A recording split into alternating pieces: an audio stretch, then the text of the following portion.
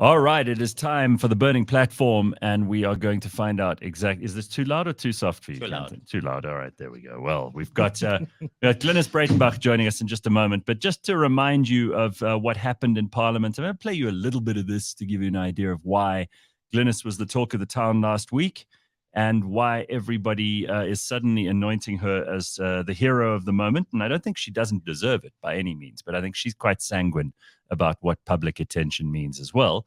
We'll speak to her in a minute. Just to refresh your memory, here's what happened when the Minister of Police, Bheki Cele, was in Parliament. Way of talking with the families, the victims. Indeed, that point is taken on board.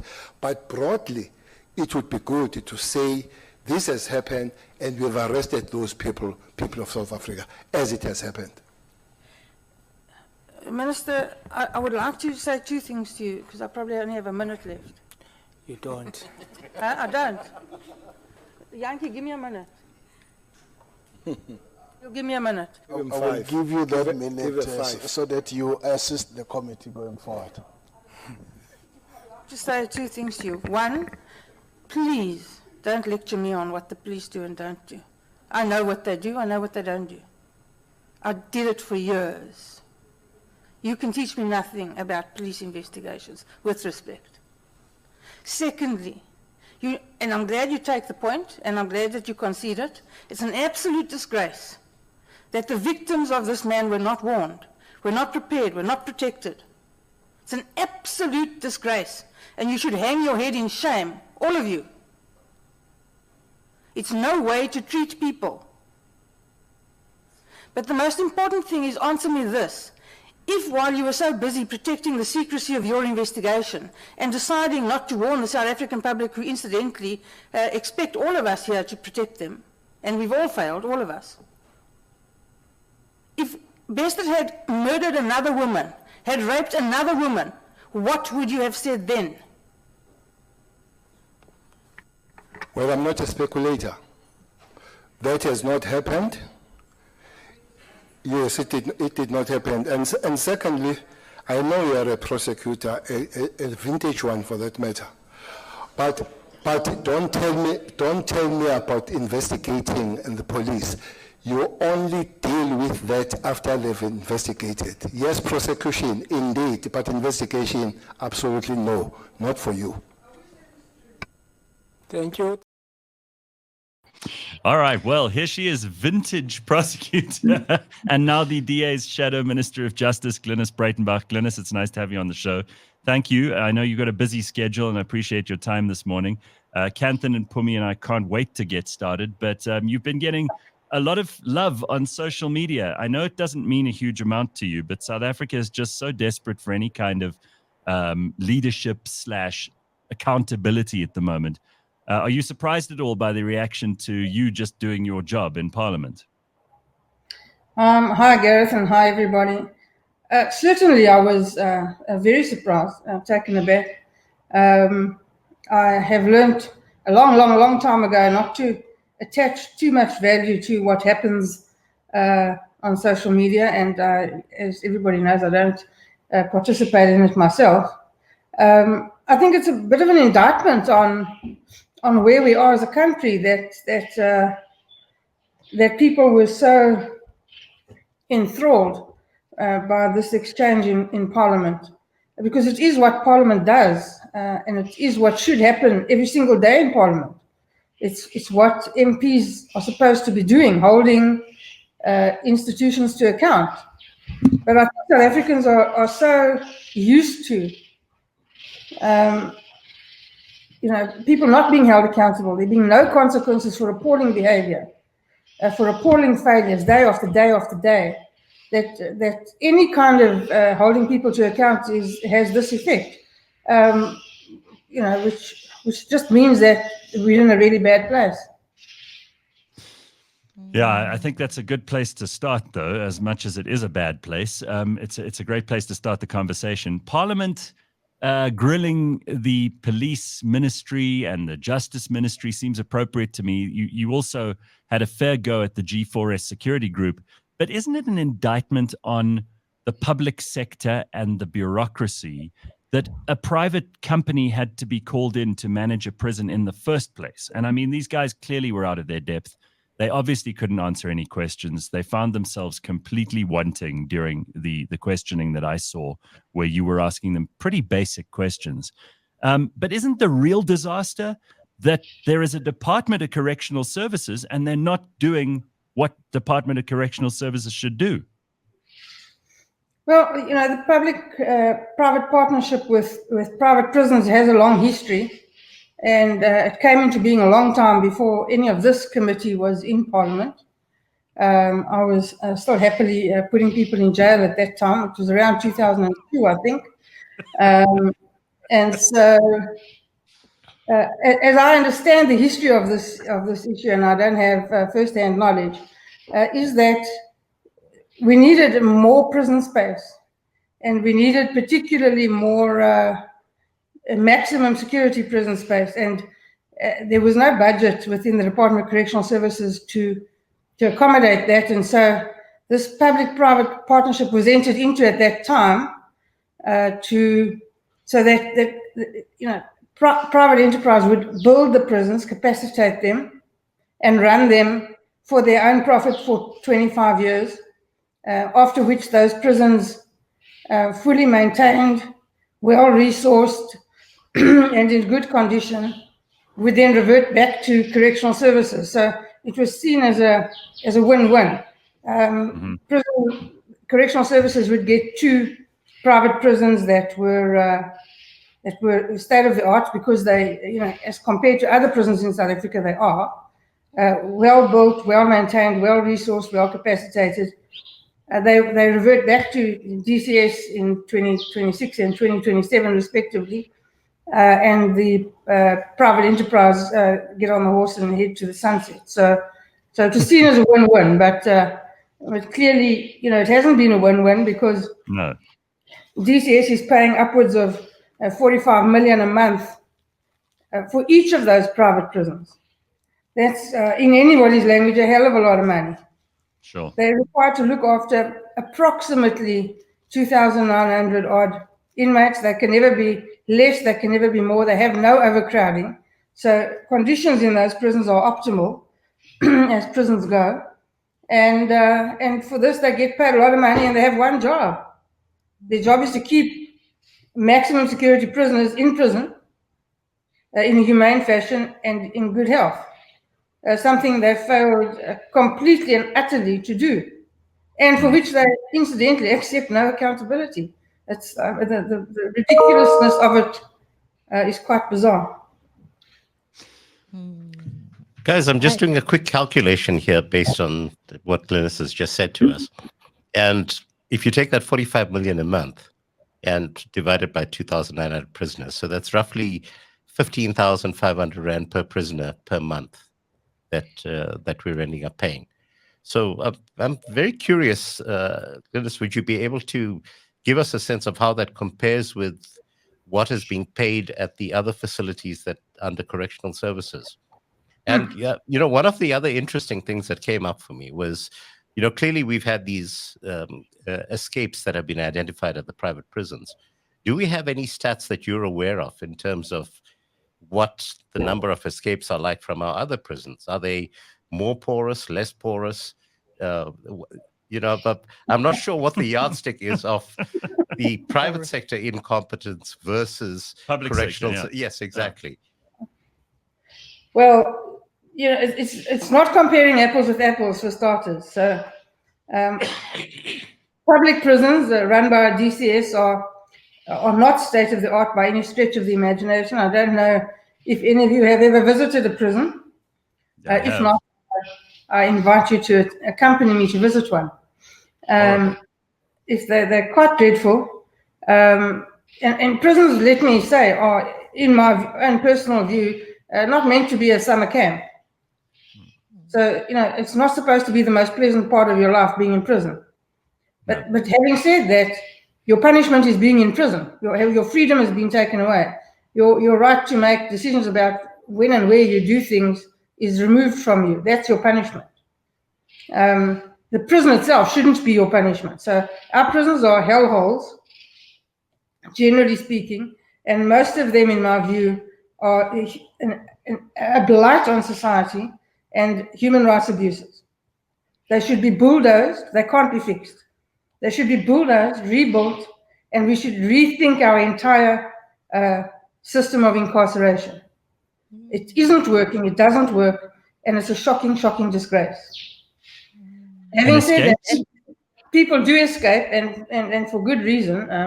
Again, it's not the best place to be. People do escape in DCS a lot more than in private prisons. But you can't compare the two because the private prisons are relatively new. They're well constructed. They have state-of-the-art equipment, state-of-the-art everything.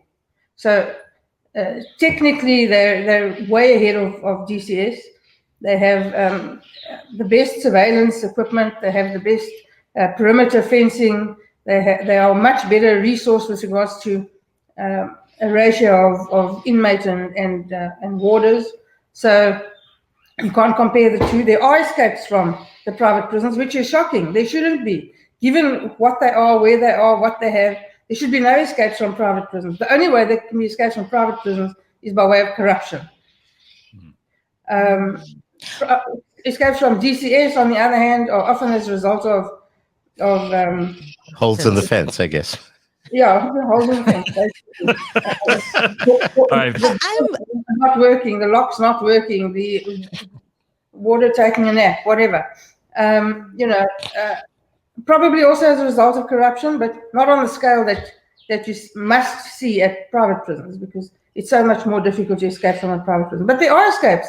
Last year there were from the Malmesbury prison, which is one of the better prisons in South Africa, quite well run, quite modern, quite well resourced, quite well kept as far as infrastructure is concerned. There's 18 inmates escaped on the same day last year. They were all rearrested within 24 hours. And that's the difference between those escapes and this one. This one, I walked out of the prison, they still can't tell us how, despite all this fancy equipment, despite all the perimeter fencing, despite having a much better warder inmate ratio. They can't tell us how they got out there and say they don't know. And they made no attempt to A, publicize the escape, and B, there was no attempt made to rearrest him. And I'm quite sure that if Groundup hadn't published, we would all be happily unaware that Thabo Bester was living his best life in Hyde Park and doing his shopping at Trucks. Well, so as entertaining as it was to watch the committee grill all the various players in this fiasco, I'm quite interested to know that other than that, what kind of recourse, if any, can we expect? What now? What then? They were very, like, the G4S guys were very, they're not taking any kind of responsibility. So, and then what? So what happens next? Well, the G4S guys were, in my view, totally unprepared. They came there thinking they were dealing with a bunch of idiots, and they made a big mistake because, in my view, not myself, but the entire committee performed very well. Everyone was well prepared. Everyone had done a lot of research, and every single member of that committee asked very penetrating questions. They came there totally unprepared, but they came there with this laid-back attitude that absolutely outraged me. They started with having asked for an extension. They don't come when we ask them to come. They thumb their nose at the portfolio committee. When we summons them, they arrive and send us a little, I don't know, what was it, a 12-page report that's including the title page and the last page that said thank you. And they said it took them until midnight the previous night to prepare. Well, shame. And then they send you two people who can't answer any questions because they have no first-hand knowledge.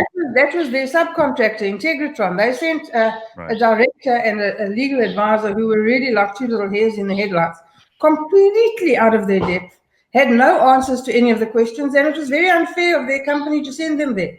They had no first-hand knowledge of anything. They were not hands-on for anything at all. They came there with a hearsay, an affidavit opposed to that was complete and utter hearsay.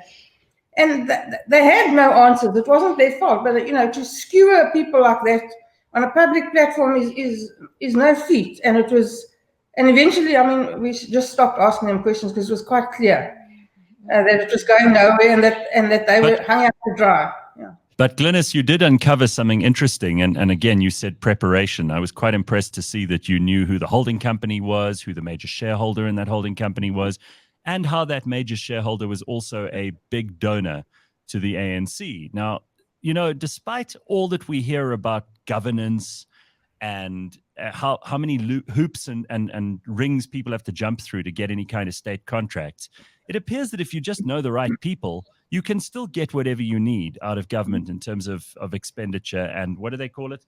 Procurement. So how does this kind of thing get through a system which we are told, because of all the red tape and the many different filters it has to pass through, we're told, no, it's foolproof. There's no way corruption can possibly happen. It sounds to me like it did. It certainly did. There's no question about it. And if you go and look at all those little, I think there are 10 of them shareholding companies. If you go and look at who's behind all of those companies, all ANC bigwigs. Remember, these contracts were entered into in 2000 or 2002, a long time ago. So they've been skimming the cream off the top for many, many years. And of course, it's a corrupt contract. There's no question about it. But so I still don't know. Is there going to be consequence? You know, so even as they were unprepared, all of that. And I mean, I think Justice Cameron was also quite fascinating in what he had to say and why he leaked all of this information. But is there going to be consequence? Well, there must be. So the Portfolio Committee has resolved to continue this inquiry. We will schedule more days and summons more people and probe further until we're satisfied that we understand what happened, because we have an oversight function. And so the committee's responsibility here is to make sure that A, we understand what happened, and B, that we ensure that the DCS puts in place systems and procedures that will prevent this happening again. So that's our job, and we're going to do it, make no mistake. But B, if Cele or Lamola had an ounce of integrity, they would resign. Of course they don't, and so they won't. If Cyril, bless him, had an ounce of backbone, he would fire them. But of course he doesn't, so he won't. So, Glynnis, can I ask you about something that's a lot closer to home? I know it's been many years since you were at the NPA, and you know, people have forgotten your story there too, because you were kind of hounded out, and you had to fight for survival. And you know, you've taken on a political role, which, I mean, I admire you for doing that, because politics is such a horrible business. But before this, you were a prosecutor. The NPA comes up almost every week on this goddamn show, and I cannot see a single thing that they're doing.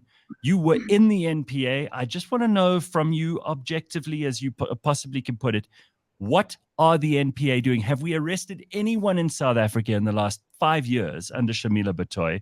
And is anything going on there at all except people pushing pencils around? Yeah, you know, Gareth, the NPA is a sad, sad story.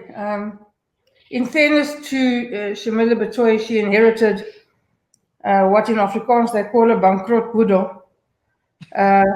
So she inherited a deeply flawed and fraught organization that had been very, very seriously damaged by the Zuma era of hollowing out any kind of investigative or prosecutorial capacity in the NPA and the entire criminal justice system. I think she underestimated the job, and I think she underestimated the damage that was done. I think she's tried her very best to put it on the right road. I must say that after, as you say, all this time, I'm a little disappointed. I don't see much action. I honestly don't see much improvement. They come and they report to the Portfolio Committee regularly, and it's always just watch the space in the next 6 months. And then that 6 months pass and very, very little, if anything, has happened. So it's exceptionally disappointing, and there haven't been, despite the spate of arrests late last year, when I think they arrested 5 or 6 or 7 people, but none of the high profile people. They did have a small profile, but none of the high profile people. And arrests don't, one swallow doesn't make a summer. Arrests are nothing if you don't follow them up with successful prosecutions where people are convicted and bums go to jail. So, and then you forget about it for the next 6 months, and then eventually you quietly withdraw those cases, and nobody ever asks questions again. True. I mean, we've seen so many people. We saw the VPS guys come into the Special Criminal Court, and they read their charges, and then that went away. Then we saw Transnet coming in, and that went away. We saw ESCOM coming in, and that went away. But my question is like Bheki Cele, a little speculative. Lots of organizations get into trouble, which is where the NPA is. And what they require is somebody to turn it around. A turnaround specialist is what they would say in private sector. If you were brought in, what are the quick wins that you believe could turn it around? Or is it just, that's it, it's fraught and we must just throw it away? No, the NPA can certainly be fixed, and it's unfair for me to comment on what I would do because I'm not there. What I would do is I would fire a number of people who were obviously, blatantly, and to the knowledge of everybody, involved in state capture of the NPA. And if they litigated, so be it. Litigate on the side. And then I would appoint people of my choice, regardless of any noise, who I know can do the job, and I would allow them to do the job. Having said that, it's not quite that easy to do it, but it is what I would do, regardless of how easy or difficult it would be. Yeah. I do. I mean, I hinted at it just now, but I think it's worthy of a little bit of storytelling here on your part, because you had a very, very ugly and difficult time after they essentially hounded you out of the NPA. I just want to, if we can revisit that for a second, just to give a bit of context to this, because a lot of people might only have seen you now with this Thabo Bester thing. Unfortunately, this is the attention span of the average person, right? And they don't know about any of this background. Just remind people what happened and who you were up against and what they did at that stage, and how hard you had to fight just to keep yourself alive, for starters. Well, it's a long time ago, and it's over, and I've moved on. But essentially, I wanted to prosecute a person called Richard Mdluli. He was the head of crime intelligence in the police. The powers that be at the NPA. So Lawrence Mkhwebi and Namtobo Jiba were wanting him to not be prosecuted. Obviously, he was connected to them and to Zuma quite tightly, and Mkhwebi instructed me to withdraw the charges against Mdluli. I refused, so he wrote a letter to Mdluli's attorneys telling them the matter had been withdrawn. So we had little choice but to withdraw it on an absolutely provisional basis. One of the other prosecutors who worked with me and I then penned a memorandum to Jiba telling her that why we thought Mkhwebi was wrong, and saying that if the decision was not reversed, we would take the decision on review. Well knowing what the consequences of that would be. So, days after I delivered that memorandum, I was suspended. I was disciplined for an abuse of power in another case altogether. Had no connection to this matter. Really thumb-sucked, quite honestly, crap. 16 charges of nonsense that kept us busy for 2 years, and of which I was acquitted on all 16.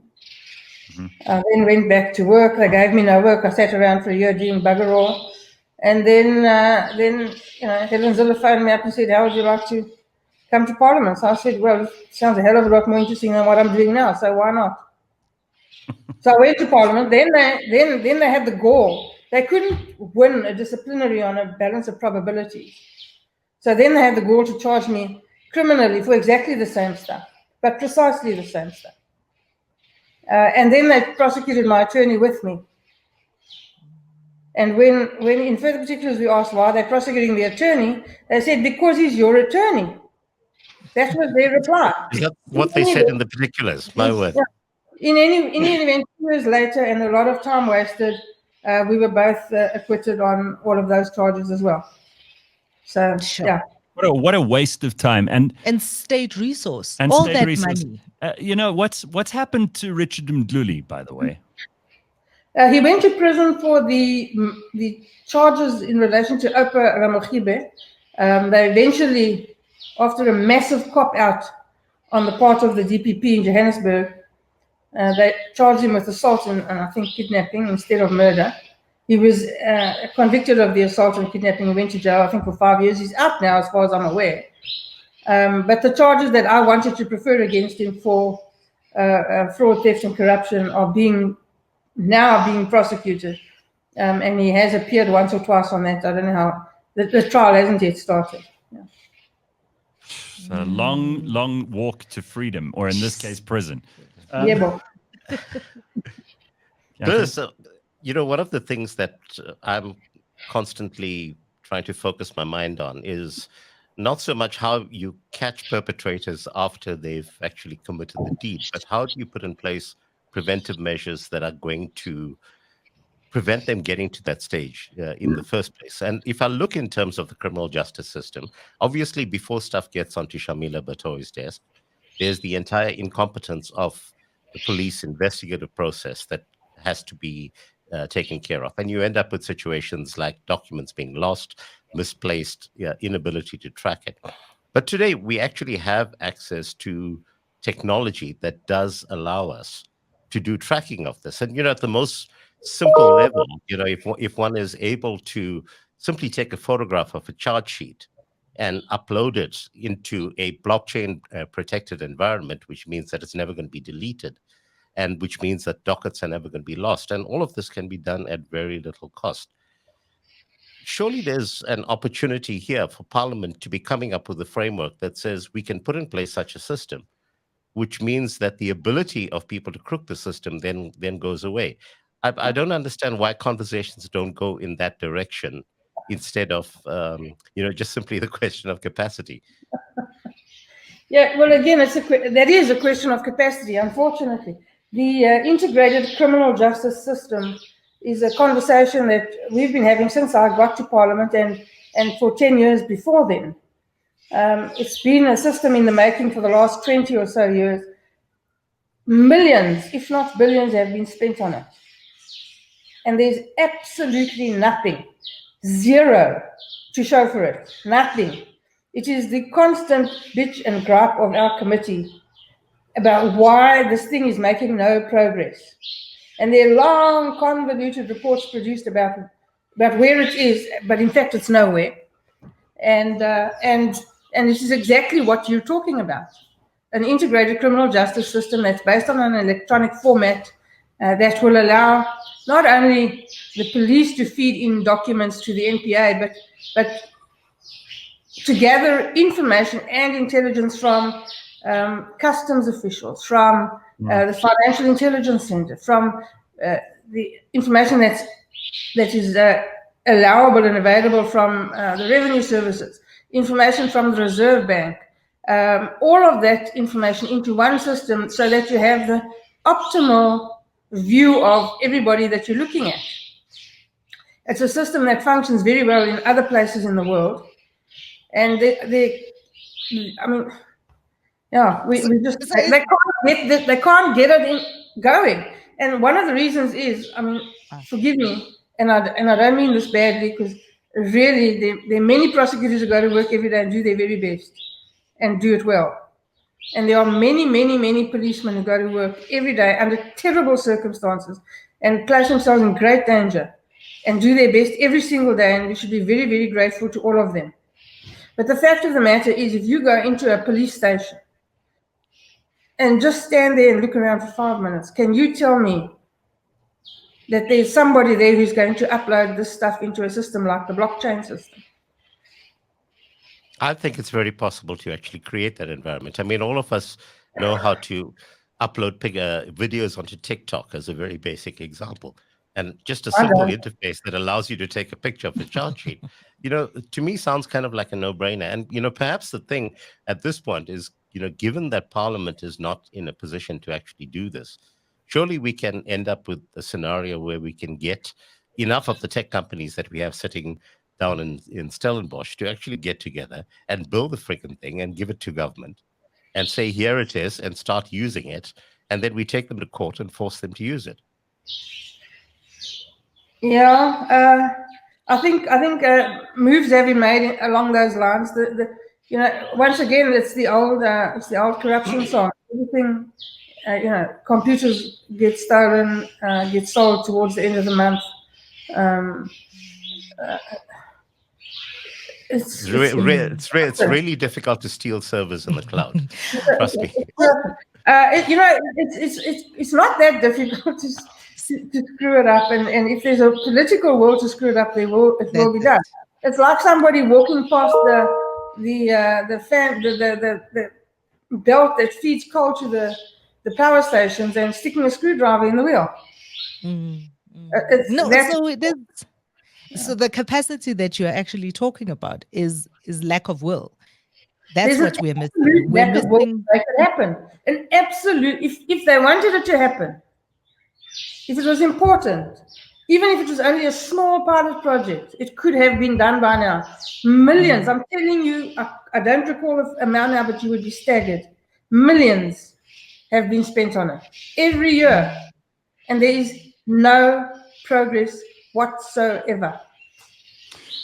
All right, so Glynnis, I mean, you are the shadow minister of justice, and I mean, justice in this country. We hear, these campaigns against gender-based violence. We see the president and Bheki Cele going around and paying lip service to a whole lot of communities and taking in lots and lots of donations. Correct. That president, right? Taking in big donations, but failing to warn the victims of Thabo Bester that he was out there. Big service to gender-based violence. Yeah, so I mean, it's a lot of hypocrisy. But you as the shadow minister of justice, like, justice is such a big, ugly thing to try and fix. Do you, first of all, believe that our judiciary are sufficiently independent? Do you, second of all, believe that we have the means to bring the Justice Department and the various parts of that, the courts themselves, the NPA, the police, their investigative capacity, all of these different parts that need to work in concert to make justice something which the average South African can believe in and rely upon? Is this too big a task? I mean, where would you even begin? Okay, so I mean, that's largely a political question. So yes, to answer your question, yes, I do believe it's possible. It's a massive job. I don't regard justice as a big, ugly thing. I regard justice as an essential tool to making society the kind of place I want to live in. So where guilty people are prosecuted and convicted, and innocent people are acquitted. And that's the kind of system we want to build. And it's entirely possible. It's entirely possible if all the role players work together, consult each other. And you don't have to start. It's a bottom-up process.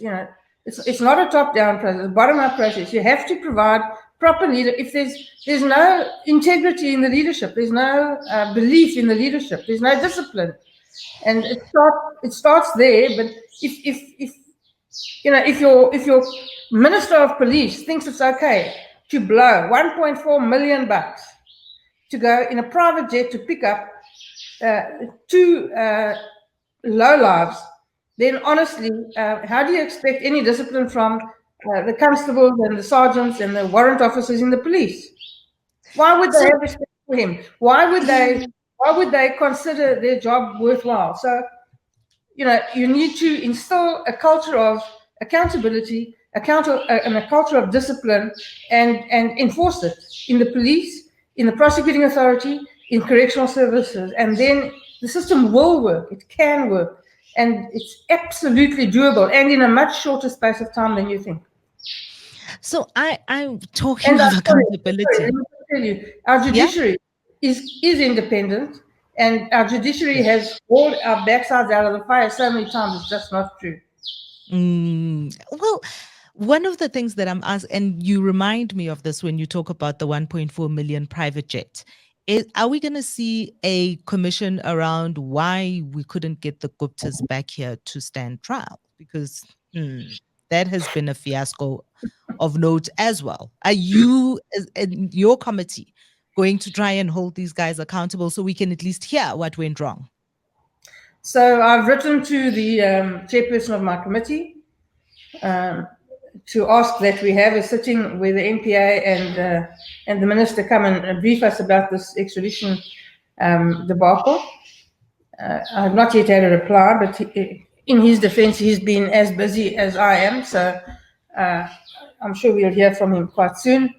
And I must tell you that extraditions in their very nature are difficult. They're complex, they're intricate, they require a lot of work, a lot of documentation. So no extradition is easy, and no extradition is a foregone conclusion. I don't know if anything was wrong with this application. I've asked for a copy. I have not yet received it. If there was something wrong with it, it's a done deal. There's no point in crying over spilled milk. You can't fix it, and you can't unscramble the egg. The Guptas are gone. They're no longer in the UAE. So what we need to do is if there was something wrong with it, we need to learn from that mistake, fix it, and do better with the next application, wherever they may find themselves, if and when they're arrested. So that's what we can do with this application. If there was nothing wrong with it, if the issue lies with the UAE, well, then that's something that must be dealt with on a diplomatic level, and should be dealt with. And then we'll certainly press for that to be done. But the fact of the matter is that the Guptas have flown the coop. They're no longer in the UAE. So a new red needs to be issued. When they cross an international border again, somebody needs to arrest them, and whatever country that is, we'll need to bring a new application. So, Glennis, what do you think of the idea that has been touted by a lot of people that we should now go after the political crooks, the people who've benefited from tenders, from crooked donor things, with taking money out of the treasury, with mismanaging money, all of that stuff. And what we should do is set up a separate court and let this court just try these kinds of people. And they have the ability to, there's an amnesty, let's say, for 3 months where people can come forward, own up, mea culpa, pay back the money, whatever they can, and then they won't be prosecuted, or at least they won't go to jail. And the ones who don't own up during that time will go to jail and will be prosecuted by a bunch of independent people who can be funded from outside of money that's controlled by the executive. Is there any chance that that is at all possible in this country, or is that a pipe dream? Well, our constitution, for starters, doesn't make provision for such a body. And prosecutions are the sole prerogative of the National Prosecuting Authority, and for good reason. You can't have, many dogs fighting over one bone. Having said that, I have a private member's bill that I'm busy preparing to put through Parliament, which proposes just such a body. Not necessarily the kind of body that you envision, but a body to replace the Directorate of Special Operations, or the Scorpions, but outside of the National Prosecuting Authority. So they've now developed this investigating directorate that they've housed inside the NPA, and the minister has now said that he's made it permanent. Well, yippee. The very reason that the Scorpions could be dismantled with such ease was because, and they were dismantled solely because they went after ANC politicians. So the only reason they were dismantled with such ease is because they were housed within the NPA, and it was within the prerogative of government to undo them just as they do them. You know, they tied the shoelace, they can undo it. So this private members bill sets up an independent body outside of the NPA to deal only with the kind of corruption we've seen in state capture. So state capture cases, very high level corruption, that type of matter, to free up the NPA to do all the other matters. Because understand, while there's pressure on them to prosecute all of these very high level people that you talk about, who should absolutely be prosecuted, they should have been prosecuted long ago, they should all have been in jail long ago. While they're doing that, they also have to prosecute the nuts and bolts cases, house break-ins, rapes which are serious, murders which are serious. All of those cases still have to be attended to every single day as well. And you talk about another important part of the work that Parliament does, bills and kind of pushing through legislation that creates the frameworks. Can you just, and I don't think a lot of people understand how that works. So speaking of this bill that you're putting through Parliament, can you talk us through the broad strokes of what it takes to get that bill signed into law? Well, it's quite a lot of work. You have to conceptualize the bill, and that bill sets up what we would like to refer to as the AntiCorruption Commission. So it will have powers it will be capacitated and resourced by government, but it will be independent along the lines of the Gender Commission, the Human Rights Commission, the Public Protector's Office, those type of Chapter 9 institutions. It will be resourced by people who can prosecute, people who can investigate, people who have forensic capabilities, accounting, cyber forensics, etc. All of the capabilities that you would need to investigate, prepare, and prosecute these types of cases, and would be resourced by people who have that kind of ability and experience. And there are many of those people around. You could capacitate an office like that outside of the NPA quite easily. But to get that bill off the ground, you have to conceptualize the bill. Then it has to be drafted. Parliament has an office, a department that does that. So you tell them what you have in mind, they draft it. It goes backwards and forwards, and everybody adds and subtracts and hammers it until it's more or less what you have in mind. You then need to, I'm talking about a private member's bill, not an ordinary piece of legislation that emanates from, say, the Department of Justice. Right. It then has to you have to get the permission of your caucus. So I need the permission of the DA caucus to proceed with such a concept. The bill then eventually gets fashioned. We've just done it now with what we want to call the Cyber Commissioner Bill. We want to set up an office called the Cyber Commissioner's Office, an office that's supposed to envisage to take care of all the cyber needs of South Africa. So to prevent and assist with, when it happens, these type of ransomware attacks we've seen on Justice, on SASA, on whatever. It will subsume the office of the information regulator, because that office hasn't been particularly effective for a variety of reasons. Some of them are good reasons.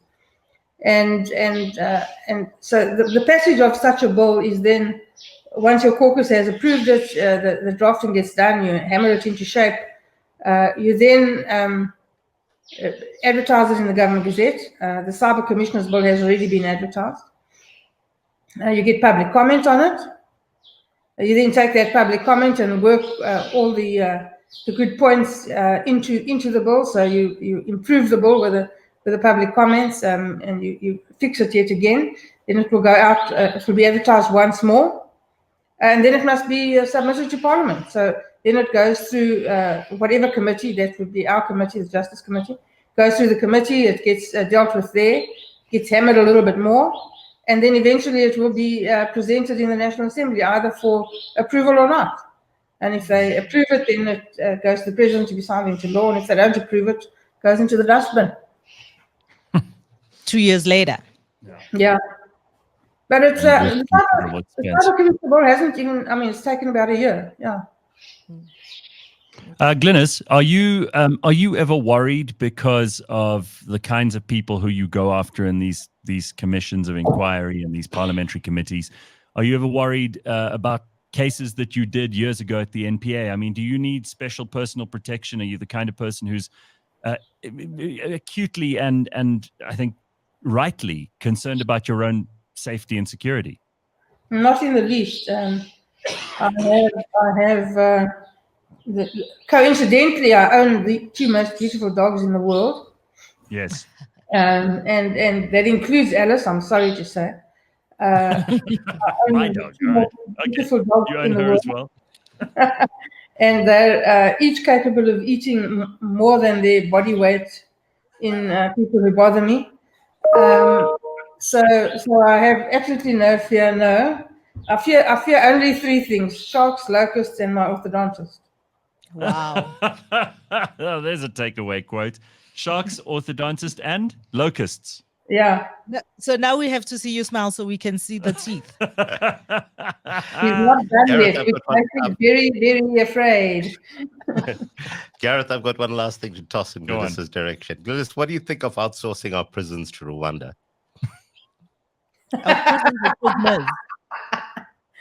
This is a constitutional democracy. I firmly believe in human rights.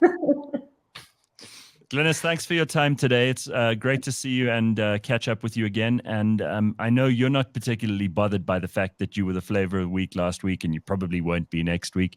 But all that incessant grinding that has to be done in Parliament, and in particular in the Justice shadow portfolio, I wish you luck. Thank you very much. Have a great day. Thanks, Glynnis. Cheers. There's Glynnis Breytenbach, who is a former advocate, former NPA prosecutor, and now also Shadow Minister of Justice in Parliament for the DA. Sure.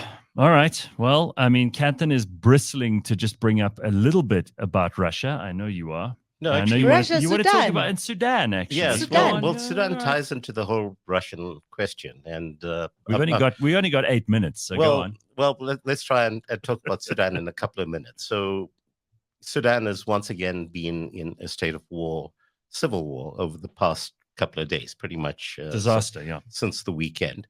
Right. Not as much of a disaster because there's fighting in the streets, but it's not actually affecting the civilian population yet. But these are between the two people who are vying for power at the moment. Well, yeah, effectively, but it's one of the interesting scenarios where you have a private militia under the control of one of the factions. And the history of Sudan is that it was basically an uneasy truce that was carved out between various militias. And it just so happens. Post-Bashir. Well, actually pre-Bashir, because Bashir enough himself was, heading up the leader of a junta. Yes, one of a group of particular militias. But you must understand the kind of chain of events that we have here. So 2019, we have a coup where Bashir is toppled and he is ousted. But incarcerated. He went to jail, did he not? Yeah, he went to jail for 2 years. Prior to Bashir being put onto the ICC's watch list, Bashir had reached an agreement with the Russians to allow them to build a naval base on the Sudanese coastline on the Red Sea, which immediately necessitated the need for the West to regime change Bashir. And so he was taken out. Now, at the time, the RSF, the guys who are currently instigate, they are the Janjaweed militia, effectively, yes. And but more importantly, these guys for a militia. These guys had been and it's on horse. By the way, it's 420 today, so special mention to the Janjaweed militia. Go on. So at the point at which this regime change took place a couple of years ago, you had a very close relationship between the RSF, the Janjaweed guys, and the Wagner group of Russia, led by Perozhin. And so the Russian private militia ended up training the Sudanese private militia, except there was then a parting of ways between them 2 years ago. And then last week, you had the RSF then holding meetings with the collective West. And guess what? They then launched the coup. Oh, surprise, surprise. Yes. And so, the entire thing that you see happening right now is essentially a quest on the part of the United States to prevent the Russians from setting up a naval base in the Red Sea. So there's a proxy do you war. know who, It is a proxy war, yes. and guess who is very quiet about all of that, even though they have plenty to say about wars in other people's countries, is where is our pandering Naledi Pando here? Very quiet. They could have. Well, I don't know. That's not necessarily fair to say that Pando's been quiet, because no one's actually put the question to her, as far as I'm aware. Oh, she doesn't need anyone to put a question to her to put her views out there in the world. But ask yourself, who actually ends up giving Naledi Pando a platform? It's the media. Oh, okay, yeah. And they tend to amplify particular signals. So they amplify signals. Just want to put it on the record. We have invited her here. Yes. Should she wish to come. The invitation stands. But Minister. Durko has still been